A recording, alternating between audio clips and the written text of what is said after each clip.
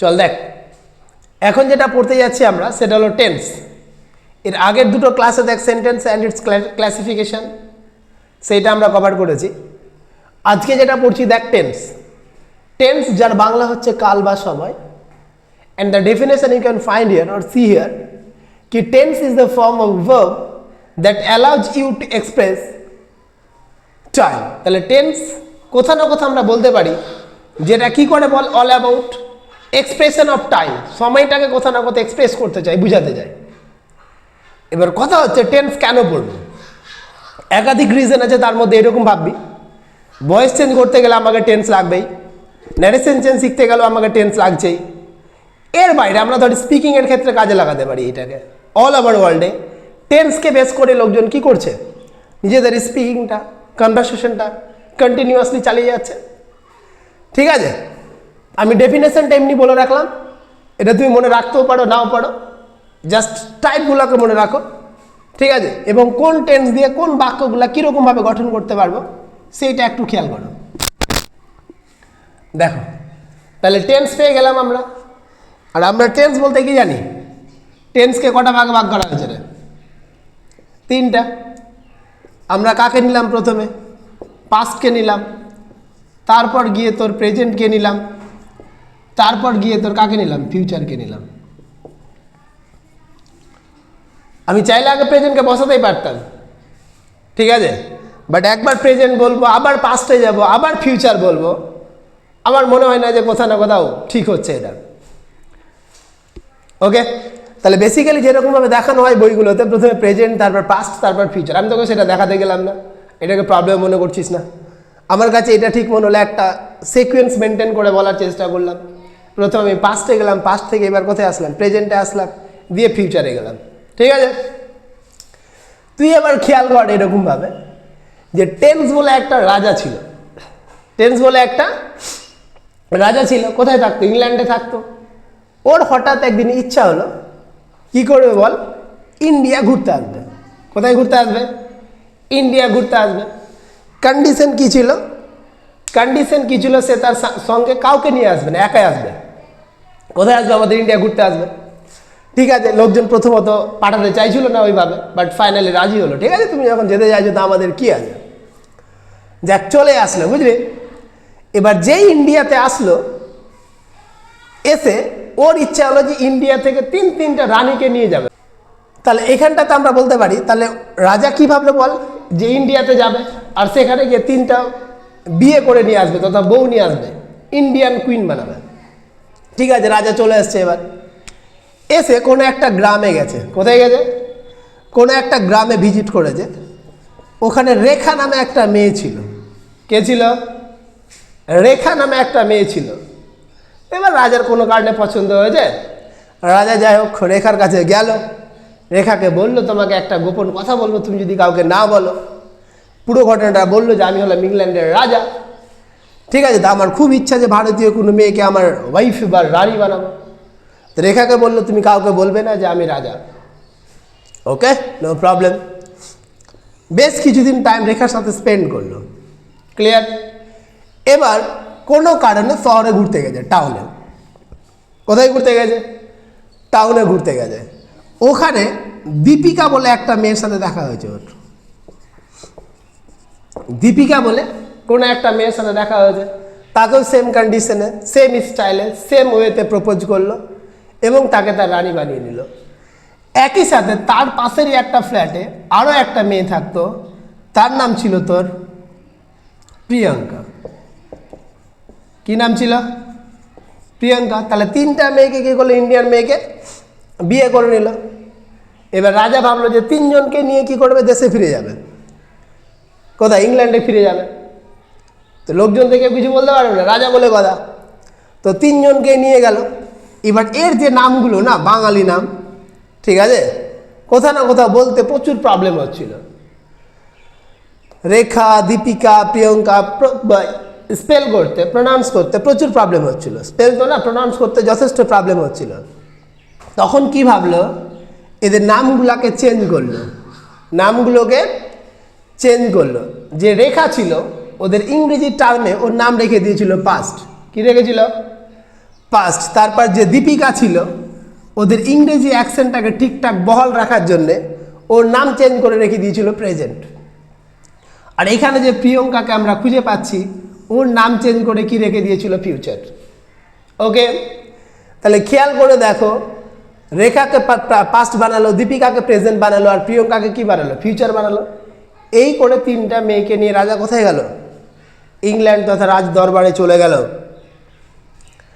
এখন কাউরি তো কোনো মাথা ব্যথা নাই, ঠিক আছে, কেউ তো কিছু বলতে পারবে না, সবাই চাইছে রাজার বিরোধিতা করতে, তারপরে রাজাকে বলতে পারছে না, ঠিক আছে, কোনো ব্যাপার নাই, রাজার পছন্দ হয়েছিল, রাজা বিয়ে করে চলে আসছে। এখন ঘটনা হচ্ছে এটা একটা টাইম ছিল, এর ঠিক 20 বছর পর, ঠিক আছে।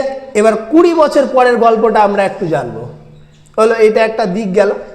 এবার চলে যা আফটার 20 ইয়ার্স, এই যে বিয়েগুলা হলো কি না, তার 20 বছর পরের একটা গল্প তোদেরকে আমি শোনাচ্ছি। রাজা ছিল দেখ প্রচুর অনেস্ট, 3টা ওয়াইফ ছিল। দেখ নামগুলো ইংল্যান্ডে যেহেতু আছে, এখন ইংল্যান্ডের নামগুলো দিয়ে আমরা পরিচয় করব। পাস্ট ছিল, প্রেজেন্ট ছিল, আর কি ছিল রে, ফিউচার ছিল, আগে না। তাহলে কি বললো দেখ, ও বলল, রাজা বলল ঠিক আছে, এদের মধ্যে দেখ আন্ডারস্ট্যান্ডিংয়ের একটা ল্যাক ছিল, অভাব ছিল। তখন রাজা বলল আমি তোমাদের 3 জনকে নিয়ে একটা সুখী জীবনযাপন করতে চাই। তো বললো ঠিক আছে, এটা 20 বছর আগের গল্প বলছি তোকে। ওই করে সংসার করতে করতে 20 বছরের পর গিয়ে দেখা যাচ্ছে প্রত্যেকটা কুইন থেকে, রানী থেকে 4টা করে ছেলে জন্ম নিচ্ছে। কি জন্ম নিচ্ছে বল, প্রত্যেকটা কুইনের 4টা করে ছেলে জন্ম নিচ্ছে। এখন কথা হলো, রাজা বলছে এক কাজ কর, আমার যেটা প্রথম বউ ছিল তথা পাস্ট, তার ব্যাপারে তার সাথে কি করি, আমার টাইটেলটাকে অ্যাড করে দিই, সবগুলোর সাথে কি করি, টেন্সটাকে লাগিয়ে দিই, বাকি তোরা 2 জন দিস না। এরা 2 জন মিলে কি করলো, আবার এর বিরুদ্ধে ষড়যন্ত্র করতে লাগলো। তখন রাজা বুঝলো এখান থেকে যদি আমাকে মুক্তি পেতে হয়, তাহলে যতটা ছেলে আছে অর্থাৎ 12টা 3 জনের কাছ থেকে 4টা করে, তো এই 12টা ছেলেরই নামের শেষে আমাকে কি করতে হবে, আমার টাইটেলটাকে যুক্ত করে দিতে হবে। তাহলে এরা অন্তত পক্ষে স্যাটিসফাই থাকবে, এটা নিয়ে আর কোনো কোশ্চেন হবে না, প্রবলেম হবে না, ঝগড়া হবে না, সবাই হ্যাপি থাকবে। তখন রাজা কি করলো, সবারই নাম কিন্তু আলাদা আলাদা রেখেছিল। পাস্ট তো বুঝতেই পারছো, গ্রামের মেয়ে, ও যা তার নাম রেখে দিয়েছিল 4টা ছেলের, দিয়ে কন্ডিশন হলো যে রাজার অ্যাকর্ডিং সবকটা নাম রাখা হবে। রাজাও বললো ঠিক আছে, কোনো অসুবিধা নাই, চলো রেখে দাও। তখন কি করলো দেখো, ইনডিফিনিট বলে একটা নাম রাখলো, ঠিক আছে, বা সিম্পল। আর একটা কি রাখলো, কন্টিনিউয়াস। আর একটা কি রাখছে, পারফেক্ট। আর একটা রেখেছিল পারফেক্ট কন্টিনিউয়াস, ঠিক আছে। এখন এরা 3 জনই যেহেতু ঝগড়া করে রেখেছে, রাজাকে বলে রেখেছে আমার ছেলের পরিচয় হবে তোমার নাম দিয়ে। এবার তুমি যদি অন্য নাম দিয়ে রেখে দিই, বা আমি যদি অন্য নাম রেখে দিই, তাহলে এমনও হতে পারে ইন ফিউচারে তোমার সম্পত্তি থেকে আমার ছেলেটা কি হয়ে যাবে রে, বরখাস্ত হয়ে যাবে। আর ওই জন্যে কেউ কোনো রকমের রিস্ক নিতে চায়নি। তখন রাজা কি করলো দেখ, এই যে 3-4টা নাম, এটা কিন্তু তার একটা বন্ধুকে ডেকে পরামর্শ করে বুদ্ধি লাগিয়ে নামটি রেখেছিল। ওর বন্ধু বললো এক কাজ কর, তুই সবগুলোর নামে এক কাজ করতে পারিস, এই 4টা নামকে বেছে নে, যার যেটা ছেলে তারা তাদের মতো করে পরিচয় দেবে, আর তোর নাম তো পিছনে থাকবে, লোকজন বুঝে যাবে যে তোরই ছেলেগুলো আছে। আর ওই কথাটাকে মাথায় রাখতে গিয়ে দেখ কি করে বললো, পাস্টের যে 4টা ছেলে এমনভাবে বললো, না প্রেজেন্টের খারাপ লাগলো, না ফিউচারের খারাপ লাগলো, ফিউচারের বলতে গিয়ে না পাস্টকে খারাপ লাগছে, না প্রেজেন্টকে খারাপ লাগছে। তো চালাকি করে কি করলো, প্রথম ছেলেটার নাম রেখে দিল দেখ পাস্ট ইনডিফিনিট, দ্বিতীয় ছেলেটার নাম রেখে দিল পাস্ট কন্টিনিউয়াস, তৃতীয় ছেলেটার নাম রেখে দিল পাস্ট পারফেক্ট, চতুর্থ ছেলের নাম রেখে দিল দেখ পারফেক্ট কন্টিনিউয়াস। পাস্ট খুশি। আর শেষে কি পাচ্ছিস দেখ, রাজার নাম তো লাগবেই, টাইটেল টেন্স লাগিয়ে রেখে দে, সবকটা লাগিয়ে রেখে দে। তাহলে কি হলো দেখ, প্রেজেন্টের যখন নিজের ছেলেদের নাম বলছে তখন কি বলছে, present indefinite, past indefinite tense. আবার যখন দেখ তার দ্বিতীয় ছেলের নাম বলছে তখন past continuous tense, past perfect tense, past perfect continuous tense. তাহলে এর আর কোনো প্রবলেম নাই, ওর নিজের নামও পেয়ে গেছে, ছেলের নামটা দিয়ে দিয়েছে, আর হাজব্যান্ড বা কিংয়ের নামটাও পেয়ে গেছে।